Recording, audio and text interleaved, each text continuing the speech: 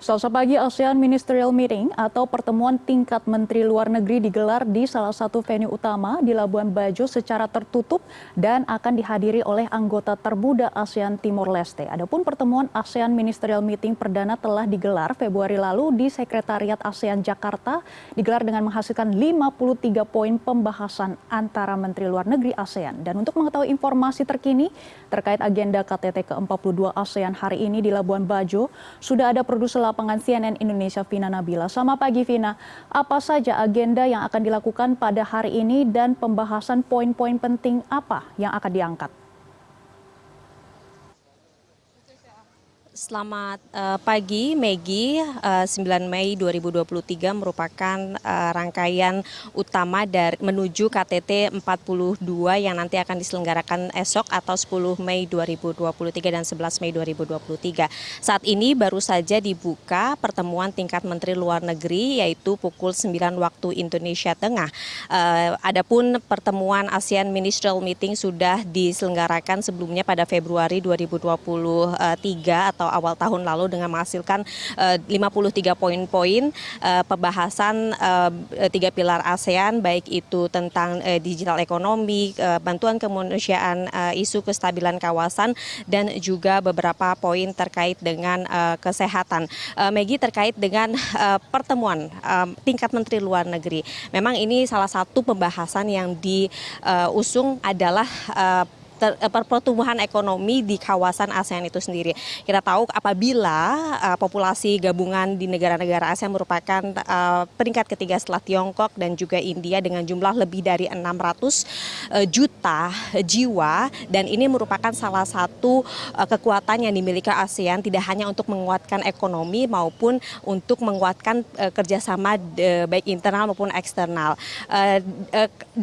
Pada tahun 2022 lalu jumlah PDB negara-negara ASEAN mencapai 3,3 triliun, dan ini merupakan salah satu alasan mengapa penguatan kerjasama eksternal dimatangkan, salah satunya dengan negara Amerika Serikat dan juga negara Tiongkok. Kalau misalnya kita flashback Maggie, pada Mei lalu Presiden Biden mengundang langsung seluruh pemimpin negara-negara ASEAN ke Washington DC atau ke Gedung Putih, salah satunya untuk membahas pertumbuhan ekonomi. Bahkan salah satu inisiatif yang dibahas antara Menteri Luar Negeri dan Menteri Luar Negeri Indonesia dan Amerika Serikat terkait dengan inisiatif negara Amerika Serikat ke ASEAN yang mencapai 70 juta dolar Amerika atau sekitar 1 triliun rupiah.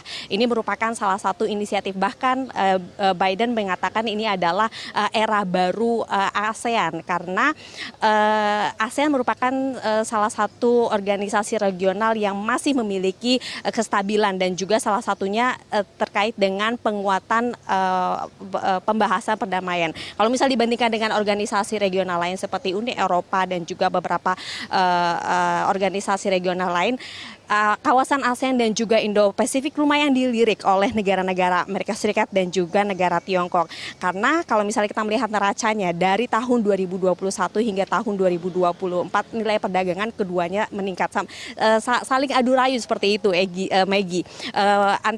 Seperti kerjasama ASEAN dan juga Amerika Serikat, nilai perdagangannya, neraca perdagangan mencapai 140 juta dolar Amerika. Sedangkan kerjasama antara ASEAN dan juga negara Tiongkok mencapai 104 juta dolar Amerika. Ini merupakan salah satu nilai positif. Meskipun kami sempat mewawancarai Sekretaris Jenderal Kim Horn bahwasannya ini tidak menjadi kompetisi antara kerjasama ASEAN dan juga negara Tiongkok dan negara Amerika Serikat. Namun ini merupakan salah satu kesempatan karena sesuai dengan tema yang diusung, terutama yang diusung Indonesia terkait dengan ASEAN Matters, Epicentrum of Growth, di mana saat ini ASEAN akan menunjukkan bahwasannya membuka kerjasama jauh lebih luas lagi, tidak hanya negara kawasan atau antara internal antara negara-negara ASEAN saja, tetapi juga negara-negara eksternal yang nantinya akan memberikan manfaat tidak hanya bagi negara ASEAN tetapi juga negara-negara di luar ASEAN. Maggie.